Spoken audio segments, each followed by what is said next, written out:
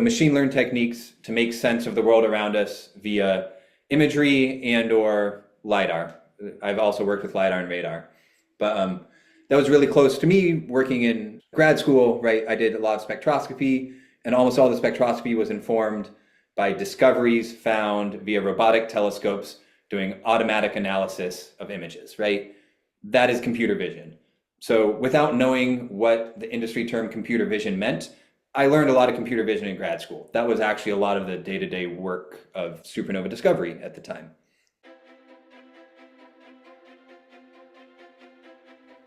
Welcome to the Astronomers Turned Data Scientists podcast.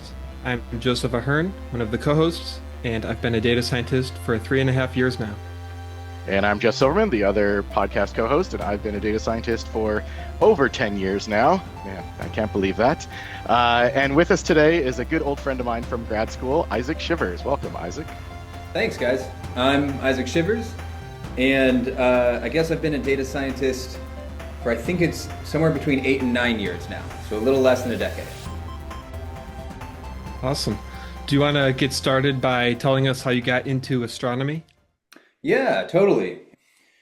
I started undergrad really excited about physics, and then sort of found my first, so I was undergrad at Harvard, which was an amazing opportunity for me, just sort of blew my 18-year-old mind that I got to go east. I grew up in the Midwest, grew up in Iowa, and it was just astounding to me that I got to go to the East Coast and go to school there. And I eagerly jumped into physics and like pretty quickly realized I was having a really tough time and it was really hard for me. And as someone who's really excited about natural sciences, I sort of flailed around for what I wanted to do instead in my second year in undergrad. I landed on geology, which was awesome, but I quickly found that I was much better at understanding systems than memorizing rock names. And so I loved the field trips of geology, but like actually didn't want to memorize so many mineralogies and mineral rock names. And I sort of found my way back into astrophysics because I took a planetary formation of planets other than the Earth in my undergrad geology program. And I absolutely fell in love with the planetary formation class as a junior. And so I sort of rediscovered my love for physics by way of geology translating into planetary formation. And as a junior, I switched my major into astrophysics and got really involved in research and sort of jumped headfirst into the world of astrophysics.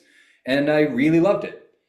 I got the opportunity to work on some really great projects and pretty quickly found myself into the sort of niche of transient studies. So at that time, I was working on gamma ray bursts, but very much observational studies of gamma ray bursts and other transients. After undergrad, I was admitted to UC Berkeley and was incredibly excited about to go there. And I came to UC Berkeley to study gamma ray bursts initially. Over the first sort of 2 years, that interest, I moved through a few different advisors, and that interest solidified into sort of observational studies of supernova, which is how Jeff and I met each other. We were both working with Alex Filipenko at UC Berkeley on observational studies of the spectra of supernova and the phenomenology of supernova of different types. What I was working on were not type 1As, so the sort of classic, most common supernova studies, but I was really focused on stripped envelope core collapse supernova.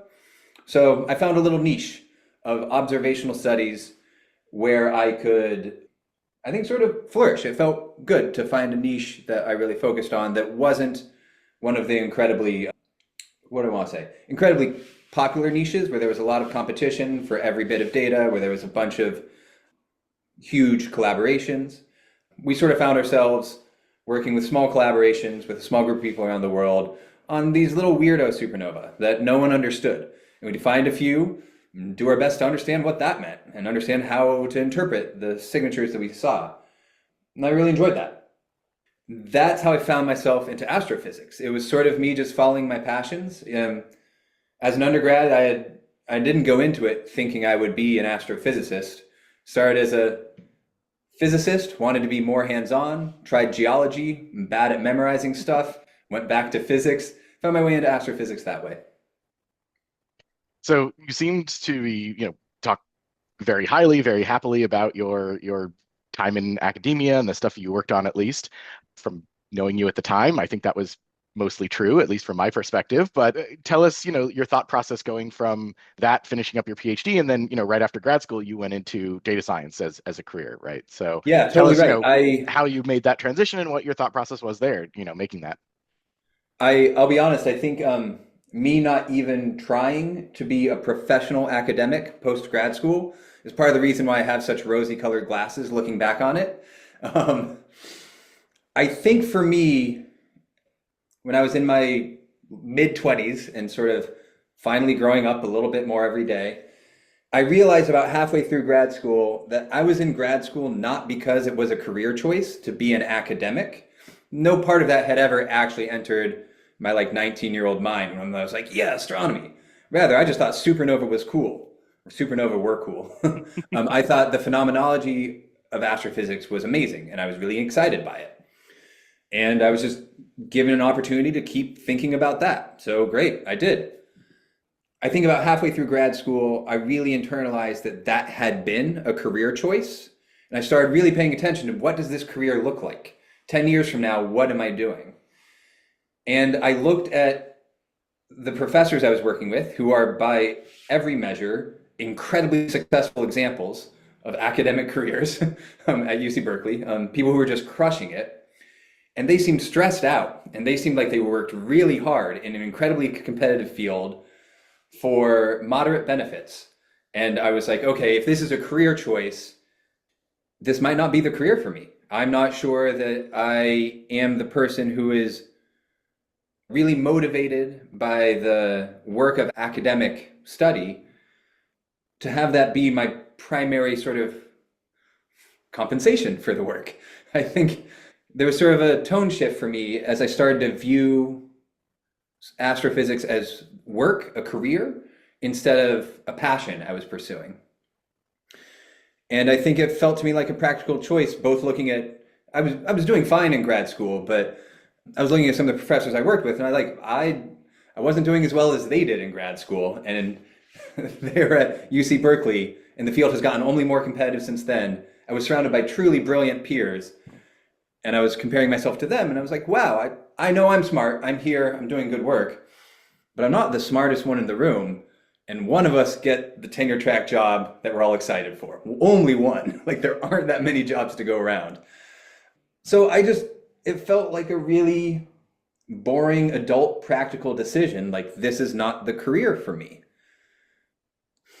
And to what I said before, I think because I sort of ducked out early, I think I avoided some of the resentment that happens in academics. I don't want to put words in other people's mouths, but it's easy for me to look back on it with rosy colored glasses, because all of my complaints about what it's like to being a working person, what it's the challenges of being a professional adult in the corporate world. I only have those stories about working for startups in data science. I don't have any of those stories for academia. My stories from academia was I was a grad student and I was on a grad student stipend. And sure, I didn't make any money, but who needed it? That was fine. I was 23. I think it was a good spot for me to leave it at that and then move on to something else. So when you were deciding that academia wasn't going to be the right fit going forward, how did you see what your other options were? And how did you eventually land in data science? Was that the direct next step, or were there other steps in between? I think for me, I was sort of facing all these decisions in the early, maybe around 2015 to 2018. I guess that's right. I graduated in spring 2017. So I was facing all these decisions in 2015-ish. And at that time in the Bay Area, there was just a lot of discussion about data science as a burgeoning field for which people with sort of a training in the natural sciences were very good fits. Several of us in grad school were talking about it all at the same time. The joke was, right, we did science with data, now we'll go do data science. It was very much in the air at the time. My own skills, I think, I've always been a bit more of a practical, like a bit more on the engineer side than on the theorist side. I was an observational astronomer, which means I ran telescopes. I took a bunch of logs. I took detailed observational logs. I did a whole lot of data analysis and wrote a lot of code in grad school to do that. It seemed pretty clear to me that being a little bit more of an engineer and a little bit less of a theorist was a path for me that I could take into this world of data science. So to be totally honest, I wasn't particularly visionary with it or anything. It was in the air at the time at Berkeley in 2015. And my initial step was absolutely encouraged and facilitated by good friends and coworkers, well, later coworkers, but friends and collaborators from UC Berkeley. I was actually like several people at UC Berkeley, and I know, Jeff, I think you did the Insight Data Science Fellowship, right? Yep. So people around me had been doing the Insight Data Science Fellowship and taking transitional steps from astronomy to data science. In my last 2 years of grad school, I absolutely made a point of doing projects that were data science-y, which was absolutely an option on the table. With this group we were working with, we had huge stores, like massive archives of complicated supernova spectra and observations. So we had buckets of data that no one had done anything with. And I do want to call it out, though, that a few of my friends and peers from UC Berkeley had taken transitional steps in the Insight Data Science Fellowship, and then 2 years later were hiring managers. So to be totally honest, I was hired by an older UC Berkeley grad who had gone through the Insight Data Science Fellowship and was building a data science team for the startup that he was working at. I think he was one of the people who got me in the door through the first round of interviews and sort of helped coach me on how to be or how to navigate that transition, how to speak the language of startups and translate HPC computing work I had done as a graduate student into distributed cloud language, and like how to bridge that language gap. So that's all to say, I was helped by older friends and peers who had made the transition before me. Yeah, we talk a lot on the podcast and, one-on-one with folks, obviously, about the importance of networking and referrals and, coaching and getting that kind of information from folks that have been in the industry and, especially ones that have been there for a while and are hiring managers or, more junior folks that have recently gone through the interview processes and stuff like that. So, people bringing that knowledge and sharing it is super powerful for sure. The other thing that I wanted to call out that you didn't explicitly mention, Isaac, your data science sort of related projects also used industry standard tooling. You were using SQL and Python and Yes. GitHub. Yes. That's great. Not all academic projects do that, but your GitHub of code to reduce data from Lick Observatory and the CAST spectrograph is still on GitHub and still used, I believe, actively. So Oh, wow. Crazy. I'm pretty sure. Hopefully it's gone through some revision, but it's still called the CAST Shiv. So That's that package I is still like there. that. So yeah, using Quick and dirty, the cache shiv. Yep, using the proper tooling that one would use in industry, but using that in academia as sort of that transitional step, I think is another great way, including the types of projects as well. So yeah, I'd love to move on to that first job that you got. Great. How was that job? How did you find it? Comparing it to academia, and I would love for you to repeat how that job ended because Story. that is Yeah. one of my favorite stories, and I want everyone to hear it. Absolutely. So yeah, the first job I took after graduate school was working for a small startup in San Francisco that at that time was no longer like brand new. I think it was maybe 6 years old when I joined it, either 5 or 6 years, which is, pretty well grown in the startup world. But was maybe 60 people strong, 60 or 80, something like that. It's a company called Airware that was, and this is dating me, but back in that era, in 2017, 2018, drones were not a commodity product that you can buy from China. They were still sort of very custom, and there was a lot of industry interest in learning what you can do with drones and how you can make money with them. And Airware was in that space, and it was sort of a company that did aerial surveys of large-scale infrastructure for whatever they could. So flying a drone, like a key example, we'd fly a drone over Walmart's and then issue an automatic report for where there was roof damage for like a Walmart or a full mall or something to the mall property owner. Or we would fly a drone over power line infrastructure and generate automated reports for like where something should go. I know we flew over mines and things like that. So large scale land management with eyes in the sky via drone. I guess I'm looking at my resume now on the side. I joined that company in June 2017, fresh out of grad school, didn't know what I was doing, and like learned a lot on the job.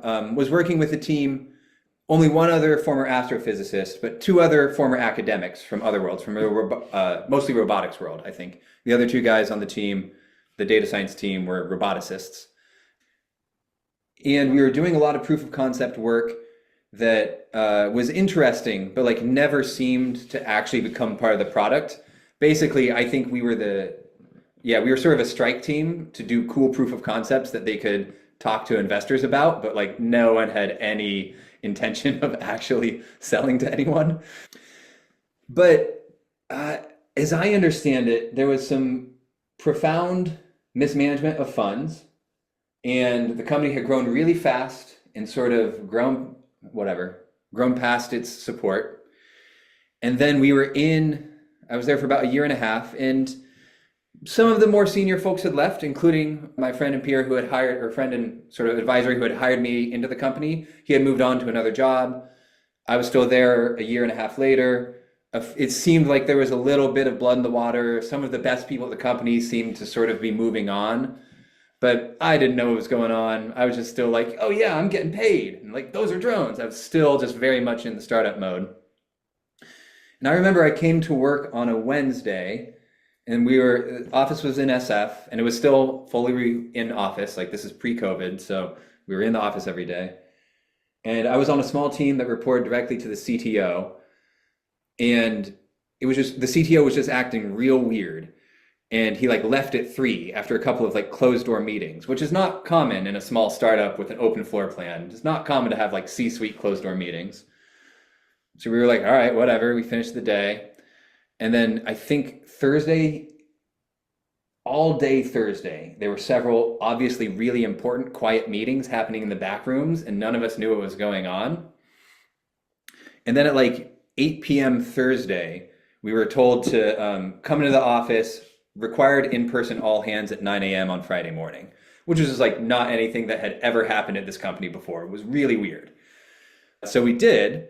And in that all hands, it was announced that our fundraising fund had fallen over. The keystone investor on whose investments the other investors were keystoned, I guess, had backed out in emergency because they were in financial crisis. And the team that was doing R&D, if I remember right, it was Caterpillar. Don't quote me on this. It might be a little bit of myth here. But it was a large company, I think Caterpillar, maybe something like that, where they had just like retracted the entire year's R&D spending because this really large company just like was in some financial trouble. So they just like reneged on their investment offer. The whole thing fell down, like Series D investing or something fell down. The company rapidly realized we were already overextended. Like we were already in the red as of that Wednesday. We had something like 20 or 30 employees in Europe who have very strong employment laws, which means that they had to have 3 months notice before being fired, which means the company had to allocate 3 months of pay for a European team, which means they had to dissolve, like they had no chance, whatever. As I understand it, doing that means they were already over leveraged and already bankrupt at the moment the investment fund went down. I think the investment fund, the investment plan fell apart sometime on Monday or Tuesday. The reason the CTO left early on Wednesday is because the company had decided to end the company and dissolve during a meeting that Wednesday morning. All day Thursday, the C-suite was figuring out how to end the company. And the company was ended in real time at like 9:30 a.m. during that all hands. The US version of the company was like dissolved that day, as I understand it. We had to leave the building by noon, and we were told anything that was under some dollar amount in the office was not being individually budgeted and tracked and would be bulk auctioned against the company's debt upon dissolution of the company. But if we wanted to leave with it that day, we could. So a bunch of us just raided the swag closet. I took like 3 backpacks and a puffy home.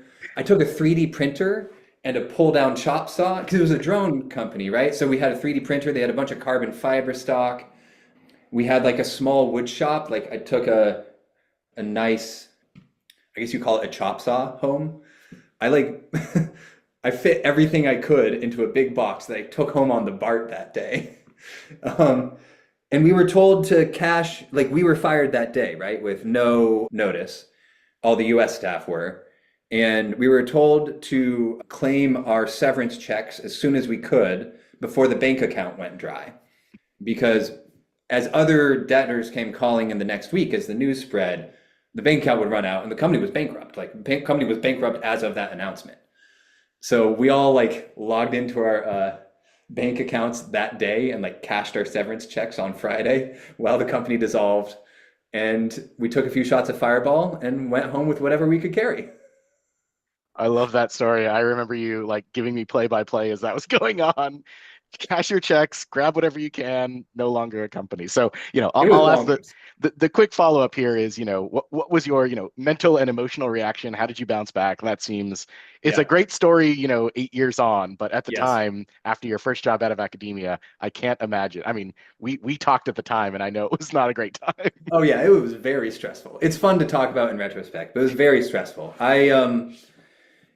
If anyone's interested, you can totally look. There was not like national newsworthy, but Airware was a notable startup in the San Francisco culture, and there were a lot of articles about like how could this have happened.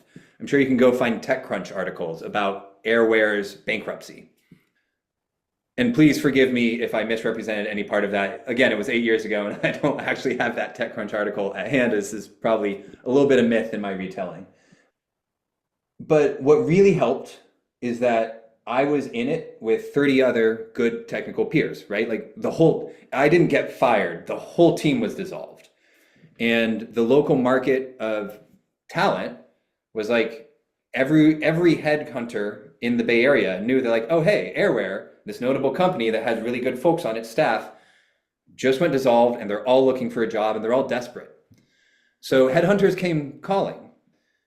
So it was an incredibly emotionally challenging moment. Felt absolutely bonkers to me. I didn't know what to do about it.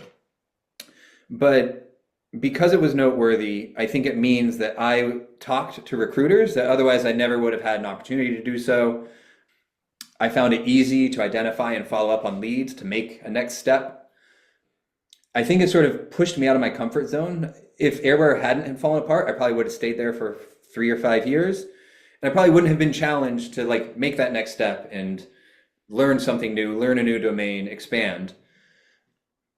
In retrospect, I think it was kind of good for my career working in startups in the Bay Area. It sort of got me out of my comfort zone and forced me to go look. And it was doing that, and at least I wasn't alone, right? That helped as well. There was a bunch of us on Slack who like all got fired that same day.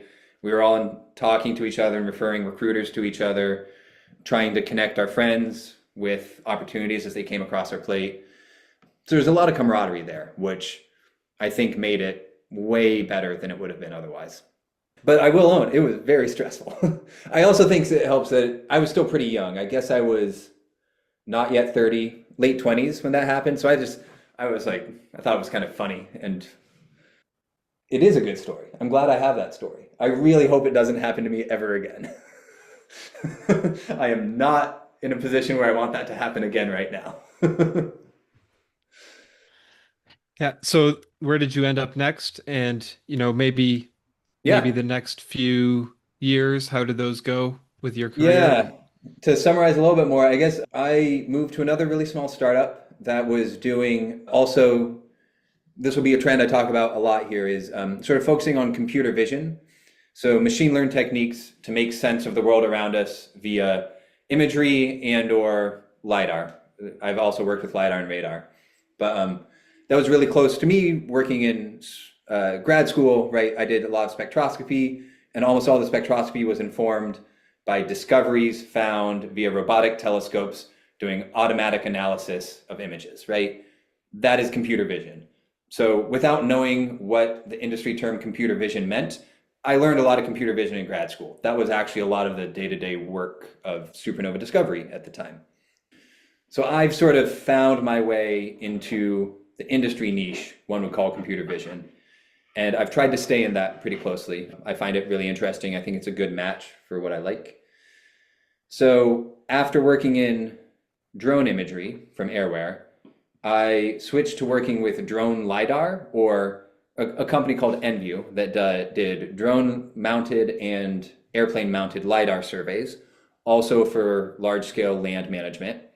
So it was a very similar industry with a slightly different focus and a smaller team with a different company. And that was my next step. So it was sort of alluding to the earlier conversation, it was the easiest and least dramatic step I could take at the time. It was very similar company doing very similar work, but it was still alive and they were cool people. So that was my first step. A small company called Enview, which was interesting. And I got to learn a lot about LiDAR, and I did a lot of computer vision, sort of semantic segmentation and LiDAR point clouds, object detection and LiDAR and aerial LiDAR surveys. I was there for, I think, also a year and a half or so, and I sort of felt a little bit, that was a very small company, and it was governed by a few personalities, I think 20 people head count, something like that. And I just sort of felt like my ability to grow in that org was pretty locked down and static. And I wanted to work for a larger company, to be totally honest. So from there, I moved to Mapbox, which is another San Francisco company that's still around. Mapbox's sort of core business is selling the infrastructure and APIs for adding maps to any web-hosted platform. They also do a lot of data products built on anonymized data collected from the people who use Mapbox maps. And that was the team I was working on. I was sort of working a lot with GPS traces from phones and a lot of connecting GPS traces with satellite imagery to produce real-time maps. So the type of stuff like if you use any driving app, it'll give you real-time estimates of current traffic times. Those are estimated from GPS traces, anonymized from people's cell phones. That's the type of work we were trying to do at Mapbox, improve our systems there, do good data science, do what we could with the anonymous data coming from people using the maps and improve the products there. I was at Mapbox for just under 2 years as I look at my resume. So I made several moves early on in my career. And there was an interesting story there where the internals of Mapbox, or what I'll say, the working culture of Mapbox underwent a few upheavals. There was an effort to unionize the US engineering force, which was emphatically shut down by leadership. And I think it sort of spoiled a lot of our excitement. A lot of us who were working for Mapbox at the time stopped drinking the Kool-Aid when there was sort of a fight over whether the engineering team could unionize or not. And so that led me to leave Mapbox, and I joined a really small, another, like, I want to say 40 person, maybe 30 person startup based here in Berkeley, actually, in the East Bay, doing specialized radar for vehicle autonomy. So again, computer vision, making sense of the world around us. In this world, it's often called perception, but on radar devices, which was, I think, a really interesting challenge, mostly because radar is a fundamentally different instrument than either LiDAR or cameras. And if you read any sort of academic work on computer vision for cars, it's almost all done with LiDAR or cameras. Those are two very effective instruments that produce a lot of data. There's a lot of open data on it. There's not nearly so much about radar. And radar are, I think, interestingly limited, but also interestingly capable sensors. So there are a lot of challenges in how do you actually make sense of 5 radar devices arrayed around a vehicle and interpret the world around you. So I'm rambling a lot about the actual work of these different companies. If I try and step back and talk about the companies themselves, I joined a small company called Zendar in Berkeley and had a really good tenure there for about 3 years, growing in my role from being a data scientist to being a lead data scientist to then running a really small ML ops team, as well as being a lead data scientist at Zendar. And that leads us almost to the current day. So I guess how many jobs is that? That's Airware, Enview, Mapbox, Zendar. So my 5th role since leaving academia is a job I'm working today. It's a company called Cobalt Metals, And it's sort of, for me, an explicit move to be a little bit more of a scientist and a little bit less of an ML ops engineer. My previous role, because the company needed more and more ML infrastructure work, and I was good enough at it, I kept doing more and more of that. And I think it wasn't a great fit for me. That was one of the reasons that led me to find another job. And I'm at a company now that's doing a lot of, it's mineral discovery for the minerals required for battery production. So looking for lithium and copper and cobalt. And when I say looking for those, I mean trying to identify new ore deposits for those minerals in the world. So we do a lot of remote sensing with satellite imagery, do a lot of work with what are called geophysics rasters. So you can fly a sensor on a helicopter that produces incredibly fine-grained, detailed measurements of the magnetic field and how the magnetic field is perturbed from the Earth's overall magnetic field by magnetic rock underneath you. You can fly surveys that measure, call them radiometrics, so radiometric emissivities of some of the radioactive particles that are commonly found in our soil, like thorium, uranium, potassium. We can detect those from aerial surveys, and those tell you something about the rocks that are underneath all the soil. That I'm really rambling about the technical details now, but I'm working for this company, Cobalt Metals, and I'm, again, a full-time data scientist, no longer an ML ops leader, because I want to be more of a scientist again, and I sort of have the opportunity to do that with this company.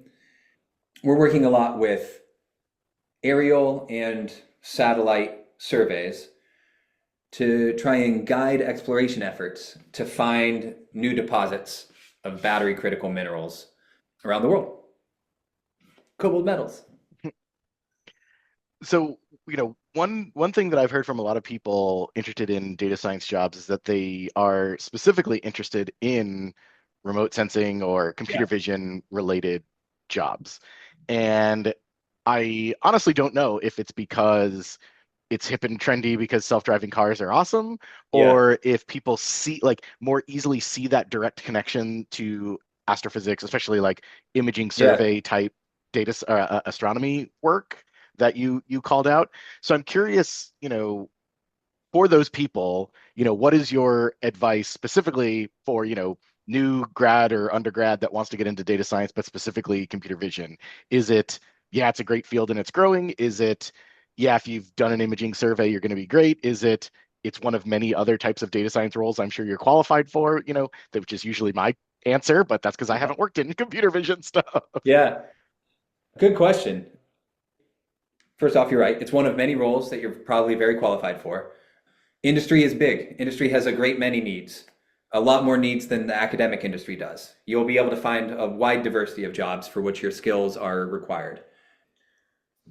That aside, computer vision is a popular field and people get PhDs in computer vision too. So it's not what, a lot of us in astronomy, I think, when we transition to industry, we're forced to demonstrate how we're good generalists, because it turns out my supernova knowledge is not marketable to startups in the Bay Area. It's cool, and recruiters want to hear about it because everyone wants to talk about supernova, but it's not going to land me a job.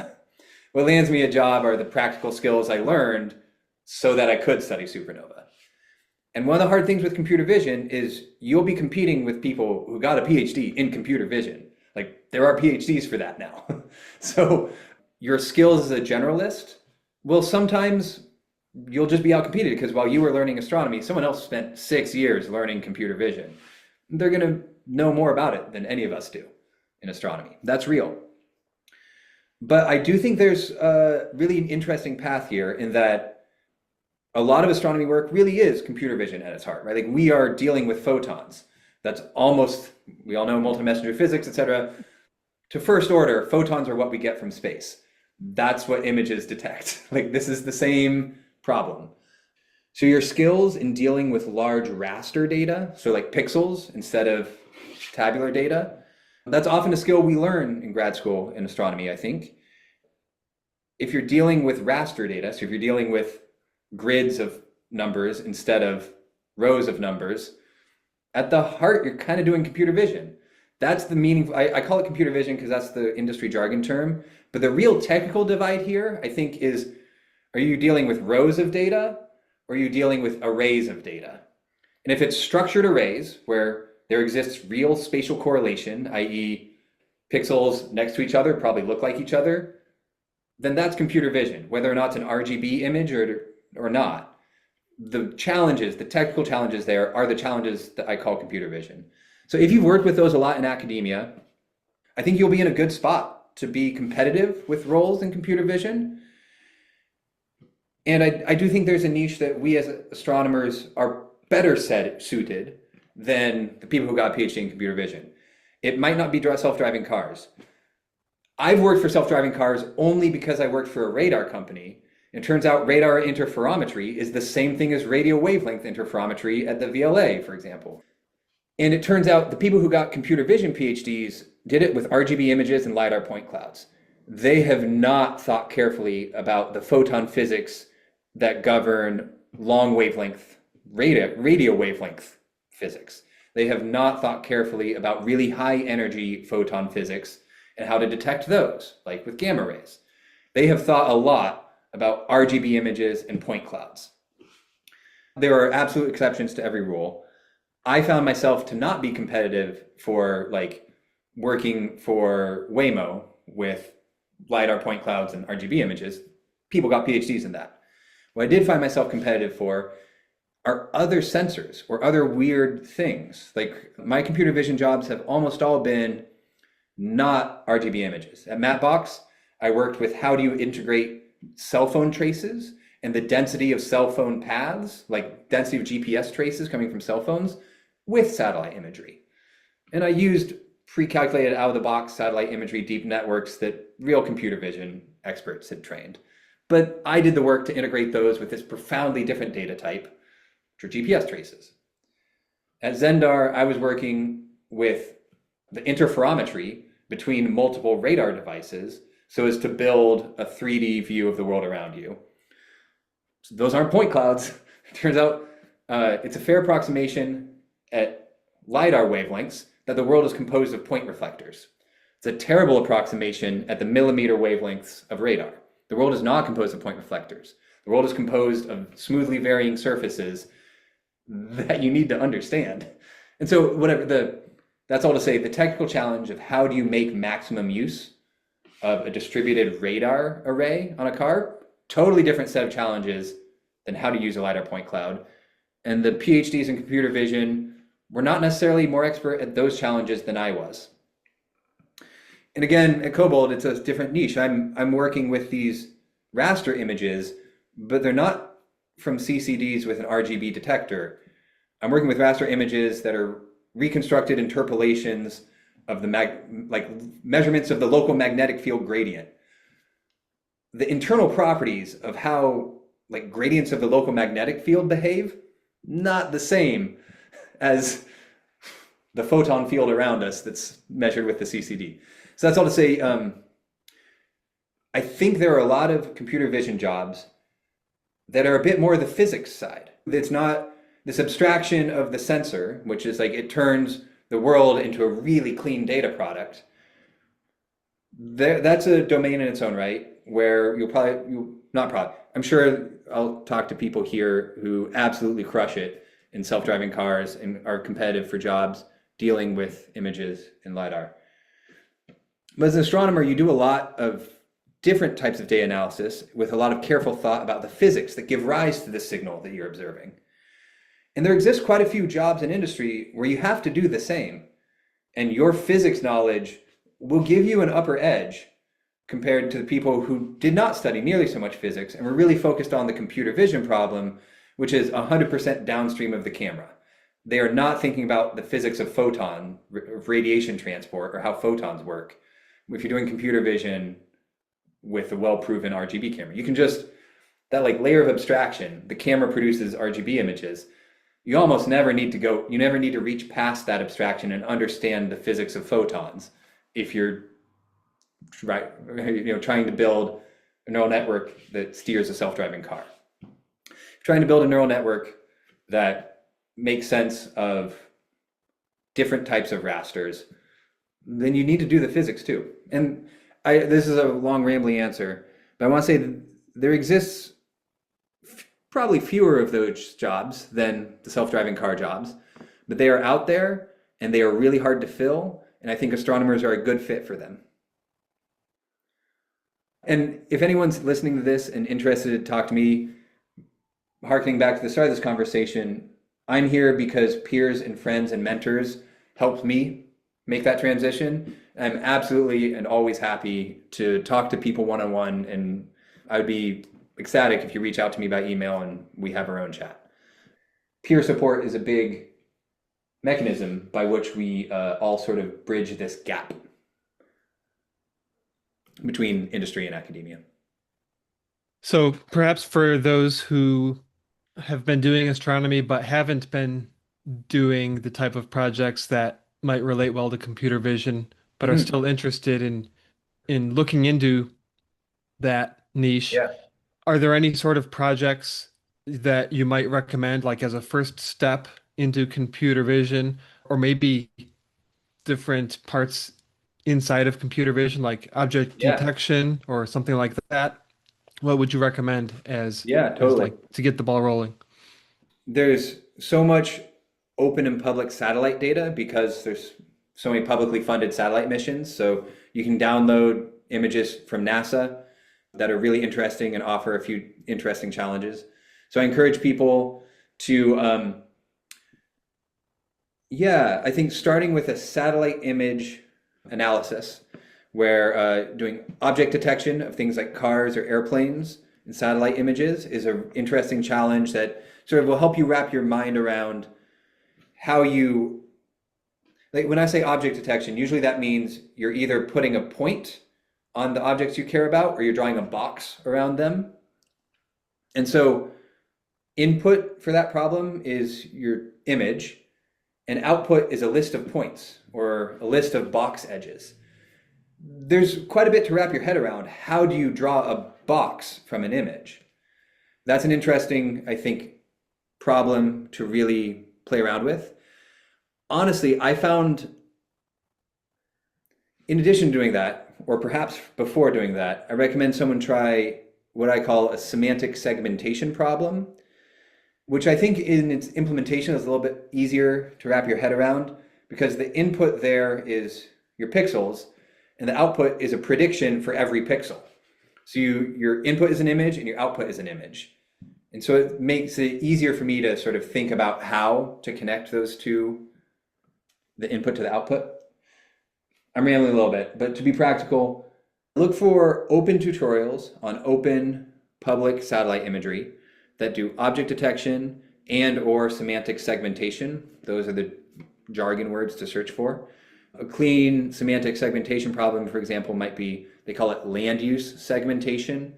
So you take a satellite image and you label urban buildings differently from farmland, differently from roads, differently from undeveloped forest.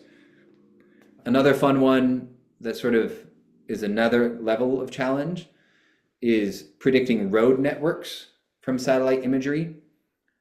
You'll definitely find old Kaggle projects that are doing that you can work through and sort of read open blog posts about.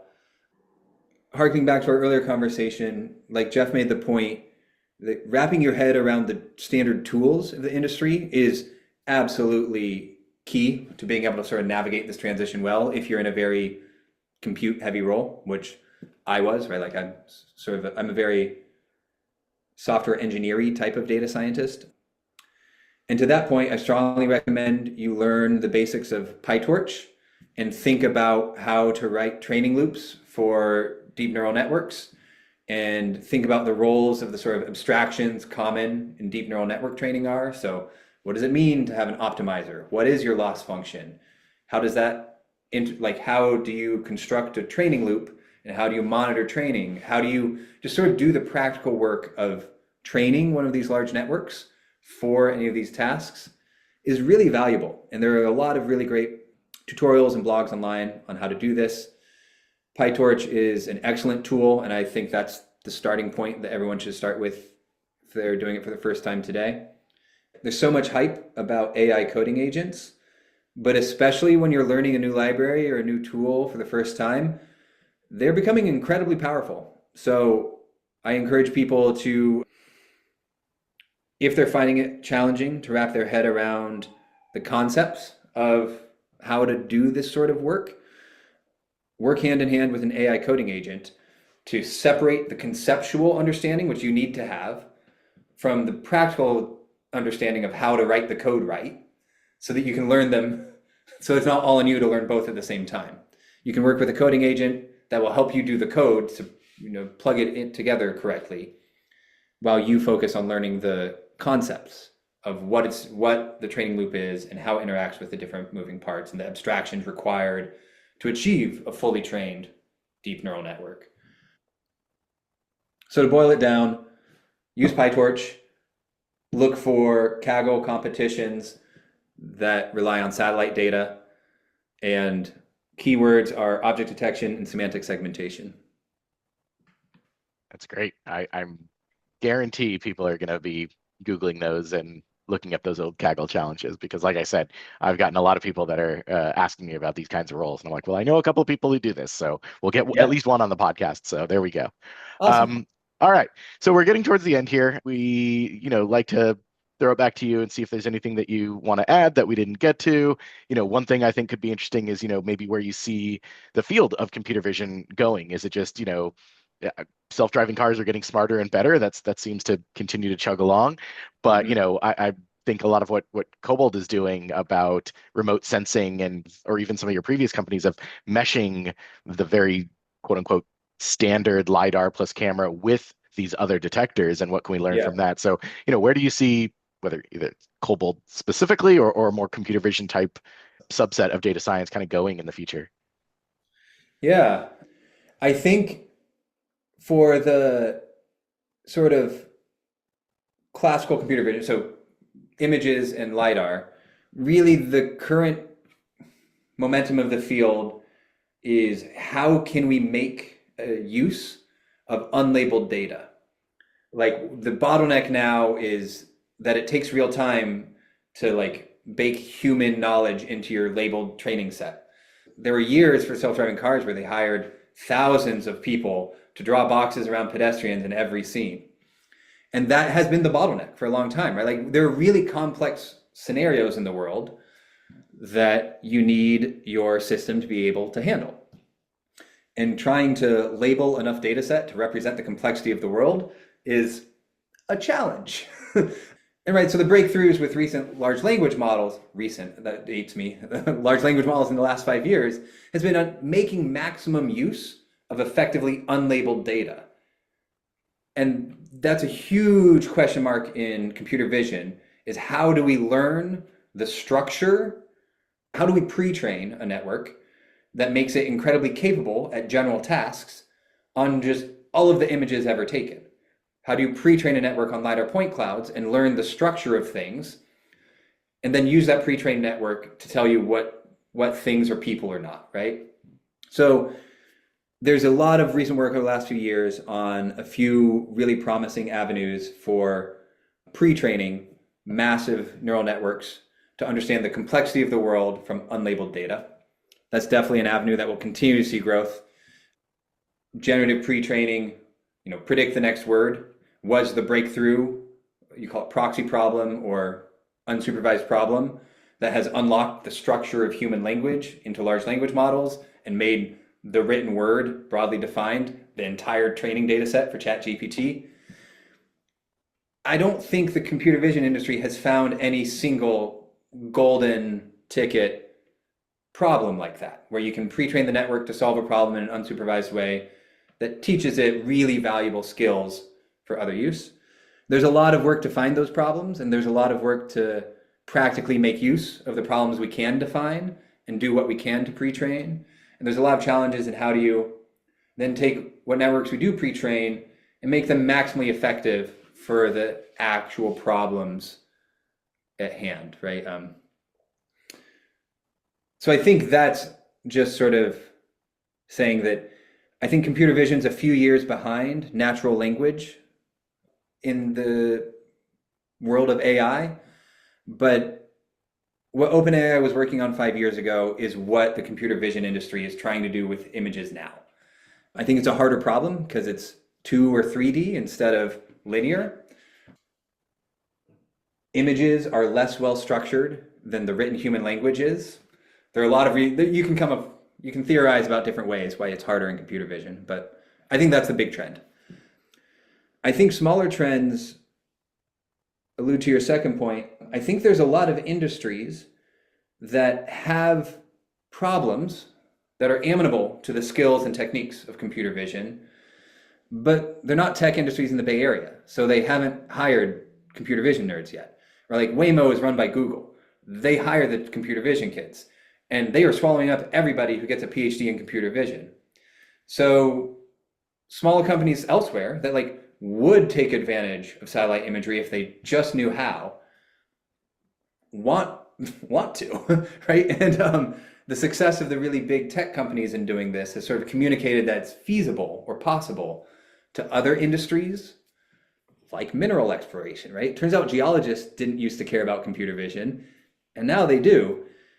That's like growth outwards, the field expanding in the future as it finds its way into industries that until now just haven't really paid attention to what the nerds in San Francisco were doing, but it's becoming ever more valuable across industries as it becomes a little more widespread and a little more well-baked, I guess, as we understand it a bit better and learn how to solve different categories of problems effectively.